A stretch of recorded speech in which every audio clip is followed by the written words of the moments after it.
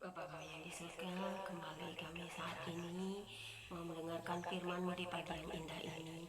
Kiranya Engkau urapi kami untuk dapat mengerti, memahami, dan merenungkan firman-Mu dalam hidup kami hari lepas hari. Buka mata hati, mulut, bibir, telinga kami untuk dapat melakukannya. Terpujilah Engkau Bapa, di dalam nama Yesus kami sambut firman-Mu dengan kuasa urapan Roh Kudus-Mu. Haleluya. Pembacaan firman Tuhan pagi hari ini terambil dari kitab Yehezkiel pasal 17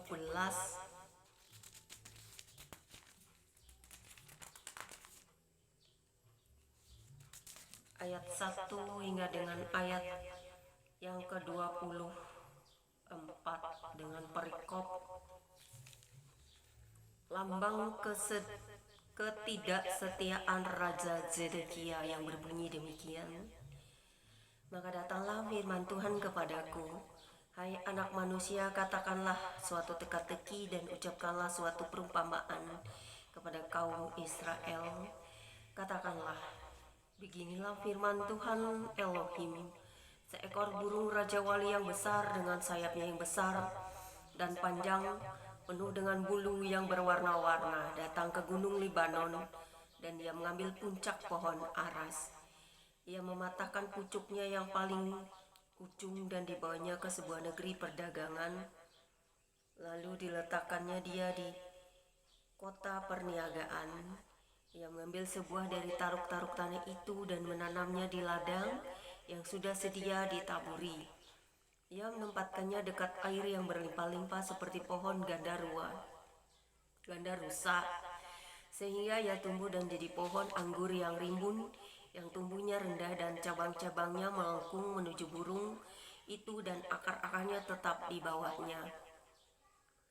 Demikianlah ia menjadi pohon anggur dan mengeluarkan tunas-tunas dan memancarkan taruk-taruk. Dalam pada itu ada juga burung Raja Wali besar yang lain dengan sayapnya yang besar dan bulu yang lebat.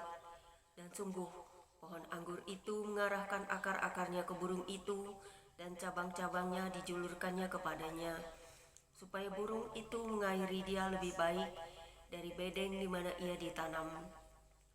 Namun, ia ditanam di ladang yang baik, dekat air yang berlimpah-limpah, supaya ia bercabang-cabang dan berbuah, dan supaya menjadi pohon anggur yang bagus. Katakanlah, beginilah firman Tuhan Elohim. Apakah itu akan berhasil? Apakah orang tidak akan mencabut akar-akarnya dan menyentakkan buahnya, sehingga semua ulamnya yang baru menjadi kering? Tidak usah tangan yang kuat dan banyak orang untuk mencabut dia dengan akar-akarnya.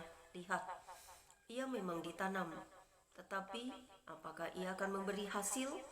Apakah ia tidak akan layu kering kalau ditimpa angin timur?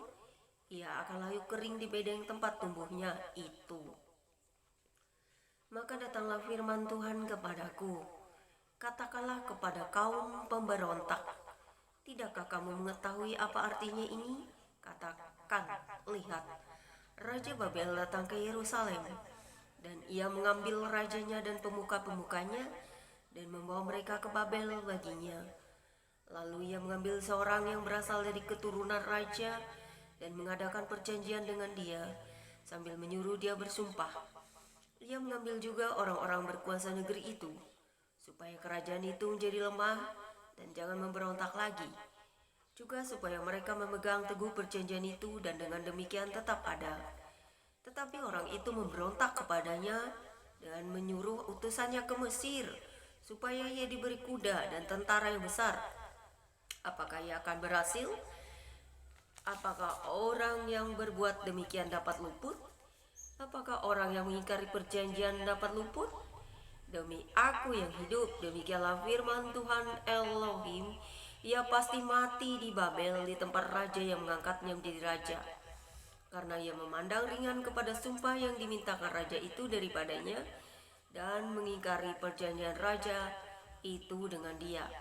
Dan Fir'aun tidak akan membantu dia dalam peperangan dengan tentara yang besar dan sekumpulan banyak orang.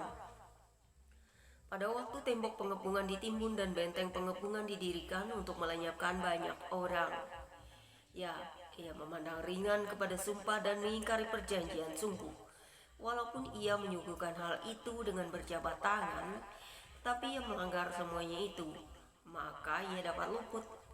Oleh sebab itu beginilah firman Tuhan Elohim. Demi aku yang hidup, aku pasti menimpakan atas kepalanya sumpahnya kepada kita, sumpahnya kepadaku, yang dipandangnya ringan dan perjanjiannya di hadapanku, yang diingkarinya. Aku akan memasang jaring untuk menangkap dia, dan di dalam perangkapku ia akan terjebak. Aku akan membawa dia ke Babel dan di sana aku akan berperkara dengan dia, karena ia berubah setia terhadap aku. Dan semua tentara pilihannya akan tewas dimakan pedang, dan yang terluput akan dihamburkan semua mata angin.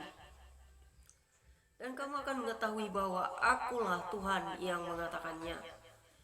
Beginilah firman Tuhan Elohim. Aku sendiri akan mengambil sebuah carang dari puncak pohon aras yang tinggi dan menanamnya. Aku mematahkannya dari pucuk yang paling ujung dan yang masih muda. Dan aku sendiri akan menanamnya di atas sebuah gunung yang menjulang tinggi ke atas. Di atas gunung Israel yang tinggi akan kutanam dia, agar ia bercabang-cabang dan berbuah dan jadi pohon aras yang hebat. Yang hebat, segala macam burung dan yang berbulu bersayap-sayap tinggal di bawahnya. Mereka bernaung di bawah cabang-cabangnya. Maka segala pohon di ladang akan mengetahui bahwa aku Tuhan merendahkan pohon yang tinggi dan meninggikan pohon yang rendah, membuat pohon yang tumbuh menjadi layu kering dan membuat pohon yang layu kering bertaruh kembali. Aku Tuhan yang mengatakannya dan akan membuatnya. Terpujilah Engkau Tuhan buat firman-Mu pagi ini, biarlah kami dapat mengerti memahaminya. Kami yakin dan percaya segala sesuatu yang sudah Engkau tetapkan, Engkau sendiri yang akan melakukannya. Dan sesuai dengan kehendak-Mu jadilah segala sesuatu, karena Engkau yang berkuasa atas hidup semesta kami di bumi ini dan seluruh alam semesta ini, Tuhan pencipta kami.